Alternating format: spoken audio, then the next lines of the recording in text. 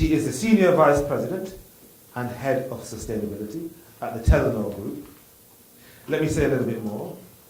Her name is Mai Oldgard, and she works for what it's described here as a responsible business, responsible, in 13 markets across Europe and Asia. And she's heading up a team that aims to be recognized as a strong partner in digital life. And during her career, Mai has gained both a broad international business understanding and extensive experience with international development. And she is from Norway. So please be very warm and loving and connect with Mai Oldgard. Please, Mai, thank you. Thank you, Henry. Good afternoon, everyone. It's great to be here. What does ending poverty really mean? Does it mean getting food and water to all? Absolutely. Does it mean creating better living conditions? Of course. Does it also mean giving people access to this? Maybe it does. In the Tenor Group, where I work, which is one of the world's largest mobile operators, we see enormous differences between how people live in, let's say, Oslo, where I'm from, and Dhaka. We are present in some of the richest countries in the world in Europe and some of the poorest countries in the world in Asia. However, there's one thing in common. This is filling almost as many pockets in poor areas as it is in this room. And that helps us reduce inequalities. And if not this exact model, then a mobile phone. And there's a well-established link between growth in mobile and growth in GDP. Still, the role of business in reducing poverty isn't necessarily straightforward. I believe that you may have to move outside your comfort zone. And let me share a few examples to illustrate this. Let's start with Myanmar. When we secured a license to operate mobile network in Myanmar in 2013, the country was coming out of decades of isolation. I saw many challenges. And it was quite striking when I was there that most people were not able to speak to each other on the phone. There was a great appetite for mobile, but it was out of the question for most people with the price of a SIM card of going over $100. And when Telenor launched in September 2014, we set the price to $1.5 US. So going from $100 to $1.50 in a very short time.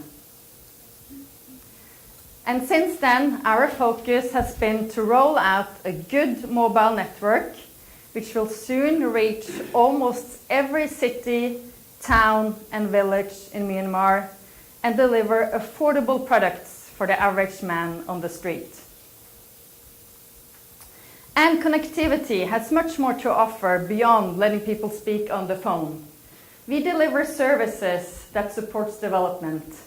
Agricultural information was mentioned earlier today. Education, health are other examples. Soon we will roll out mobile banking in Myanmar. And in a country where the majority is still unbanked, that will mean a lot for people's development. And for me, that's inclusion in action. But before anyone gets euphoric, I also want to emphasize that doing business in Myanmar comes with many challenges. For example, we are fighting child labor. Still, in 2015, we discovered 13 children performing dangerous work for our suppliers. And I believe that by dealing with that and being transparent about the findings and the challenges, we are contributing to raising standards from within the country.